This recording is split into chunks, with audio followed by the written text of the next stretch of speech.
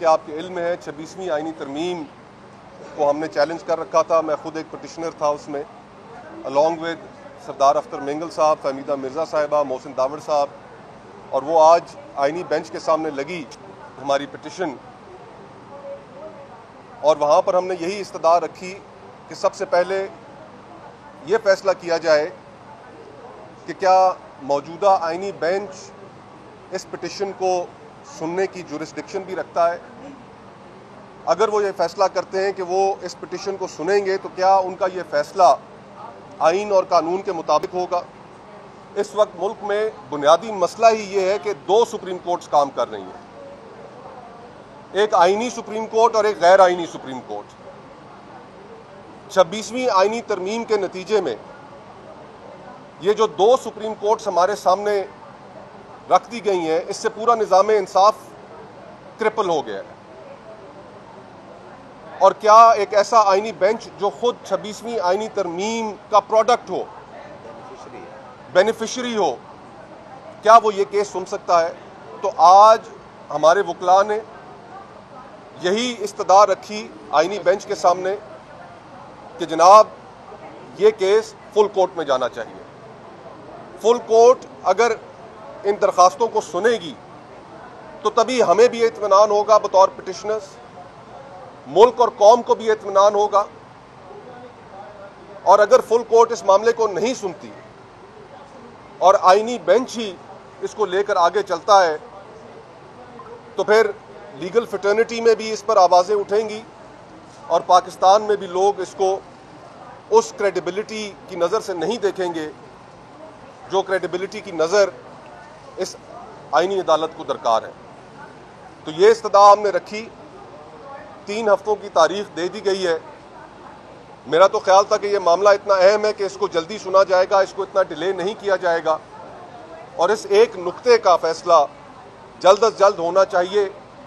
पूरी कौम नज़रें लगा कर बैठी है कि हमारी सुप्रीम कोर्ट जो दीगर आला अदालतें हैं उनमें किस तरीके से कोर्ट पैकिंग की जा रही है।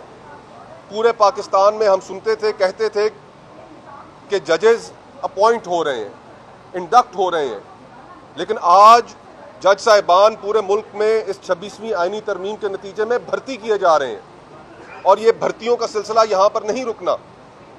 ये भर्तियाँ जब हाई कोर्ट्स में मुकम्मल हो जाएंगी तो फिर सुप्रीम कोर्ट तक भी बात पहुँचेगी, फिर सुप्रीम कोर्ट में भी भर्तियाँ होनी है। तो इससे पहले कि पूरे का पूरा निज़ाम इंसाफ बैठ जाए, इस निज़ाम इंसाफ के ऊपर से लोगों का एतमाद उठ जाए, एनाकी की तरफ बढ़ते हुए इस मुल्क को अगर रोकना है, माशरे को अगर रोकना है, तो जल्द अज जल्द फुल कोर्ट बैठे और इस मामले का फैसला करे कि क्या 26वीं आईनी तरमीम आइन और कानून के दायरे में रहकर की गई, क्या पार्लियामेंट का वजूद मुकम्मल था, खैबर पख्तूनख्वा को उसके हक से महरूम नहीं किया गया, क्या मेंबरान के ऊपर प्रेशर डालकर उनसे वोट नहीं लिए गए। ये जितनी जल्दी ये चीज़ें तय हो जाएंगी उतनी जल्दी हम मुल्क को स्टेबिलिटी की तरफ लेके जा सकेंगे। अगर ये ऐवान, अगर ये पार्लियामेंट लोगों की नुमाइंदा पार्लियामेंट होती तो उसके किए गए फैसले सर आंखों पर, जो पार्लियामेंट फॉर्म 47 के ज़रिए इस मुल्क के ऊपर ठोंसी गई हो, उसको हम कैसे नुमाइंदा पार्लियामेंट तस्लीम कर लें। वो पार्लियामेंट जिसका वजूद मुकम्मल ना हो, खैबर पख्तूनख्वा को अपनी नुमाइंदगी से उस आईनी तरमीम के लिए वोट डालने के हक से महरूम रखा गया, जिस तरीके से लोगों से वोट्स ली गई, फिर रिजर्व सीट्स का फुल कोर्ट का फैसला अभी तक उसके ऊपर अमल दरामद नहीं हुआ, हम इस पार्लियामेंट को कैसे नुमाइंदा पार्लियामेंट तस्लीम कर लें। अगर ये पार्लियामेंट नुमाइंदा पार्लियामेंट होती तो हम ज़रूर तस्लीम करते। बिलावल भुट्टो साहब की बात बिल्कुल ठीक थी, लेकिन आज अफसोस के साथ कहना यह पड़ता है कि इस मुल्क का बच्चा बच्चा जानता है कि यह पार्लियामेंट नुमाइंदा पार्लियामेंट नहीं है, ये पार्लियामेंट लोगों के ऊपर मुसल्लत की गई पार्लियामेंट है और इसकी की गई तरमीम या कानून साजी इसकी कोई इखलाकी है। 26वीं आईनी तरमीम में यह बात भी तय कर दी गई, टू आवर अटर सरप्राइज, कि जब तक नया इलेक्शन कमिश्नर तैनात नहीं होता तो पुराने ही चलेंगे। अब जो इलेक्शंस कराए गए, जिस तरीके से इलेक्शंस कराए गए, वो इलेक्शंस ये पाकिस्तान की तारीख के मुतनाज़ा तरीन इलेक्शंस हैं। देखें 2018 के इलेक्शन भी फेयर इलेक्शन नहीं थे, उन इलेक्शंस में भी आरटीएस को फेल करना पड़ा। लेकिन ये 2024 के इलेक्शन 2018 से भी बदतर इलेक्शंस थे। हमने अगर इस मुल्क के निज़ाम को ठीक करना है तो जो सिविलियन स्पेस हम सीड कर चुके हैं, ये जो हाइब्रिड का नाम हमारे सामने आ गया, हाइब्रिड प्लस का निज़ाम सामने आ गया, इसने पूरे मुल्क की गवर्नेंस को क्रिपल कर दिया है। आज बलूचिस्तान और खैबर पख्तूनख्वा वहां पर हालात ठीक नहीं है, बाकी पूरा मुल्क आपका पॉलिटिकल क्राइसिस का शिकार है। इन चीज़ों को ठीक करने का सिर्फ एक वाहिद तरीका है।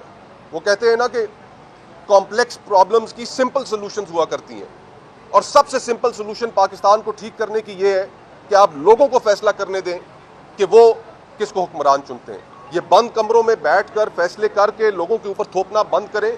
यही एक सिंपल सॉल्यूशन है कि लोगों की वोट, उनकी राय को एहतराम दें। ये इस मुल्क की सिंपल सॉल्यूशन है और इसी तरफ हमें बढ़ना चाहिए। झगड़े बढ़ते हुए नजर आ रहे हैं, झगड़े खत्म तो नहीं हो रहे। जिस जगह पर हम सब खड़े हैं, इसी का हाल आप देख लें कि पिछले 2-3 सालों से सुप्रीम कोर्ट क्या तस्वुर पेश कर रही है लोगों के सामने। आज भी सुप्रीम कोर्ट आप कवर करते हैं, यहाँ पर मौजूद होते हैं। क्या आज एक तकसीम शुदा सुप्रीम कोर्ट आपके सामने मौजूद नहीं है? जब इंसाफ के इदारे तकसीम हो जाएंगे तो हम उनसे इंसाफ की कैसे तवक्को करेंगे? तो इन झगड़ों को ख़त्म करने का एक वाहिद तरीका यह है, सुप्रीम कोर्ट के अंदर झगड़े ख़त्म करने का भी तरीका यह है कि फुल कोर्ट बनाई जाए और फुल कोर्ट इस मामले को सुने और फिर वो जो भी फैसला करे, चाहे वो फिर हमारे खिलाफ आए, हमें काबिल कबूल होगा। इसलिए काबिल कबूल होगा कि हमने चीज़ों को कहीं ना कहीं पर ख़त्म भी करना है। अगर आज मैं खड़े होकर ये कहता हूँ कि जी फुल कोर्ट का फैसला भी अगर मेरे खिलाफ आया तो मैं नहीं मानूंगा, ये कोई बात नहीं। फिर हम सबको मानना पड़ेगा, चाहे वो हमारे खिलाफ आए या हमारे हक में आए, लेकिन फैसला फुल कोर्ट करे।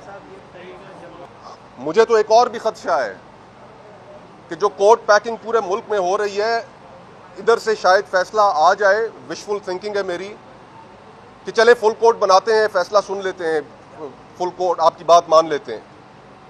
फिर कहीं ऐसा ना हो कि 12 जज यहां पर नए भर्ती कर लें और वो 12 जज फिर उसी फुल कोर्ट का हिस्सा हो। मुझे तो ये खदशा है। तो अगर हमने इस मुल्क को अनाकी से बचाना है, पॉलिटिकल क्राइसिस को समेटना है, तो फिर चीज़ें कुछ असूलों के मुताबिक करनी पड़ेंगी। फुल कोर्ट भी बनाएं और फिर यह भी नहीं होना चाहिए कि नए भर्ती किए गए जजेस वो फिर उस फुल कोर्ट का हिस्सा हो। ऐसी ये फिर फुल कोर्ट हमें काबिल कबूल नहीं हो। इसके ऊपर पाकिस्तान की तमाम legal fraternity, civil society, political parties फिर इसके ऊपर एहतजाज करेंगी कि जनाब ये कौन सा तरीका है कि एक तरफ आप फुल कोर्ट बनाते हैं लेकिन उसका बैलेंस चेंज करने के लिए 12 या 15 नए जजेस उसमें बिठा देते हैं। तो ये हमें फिर काबिल कबूल नहीं होगा।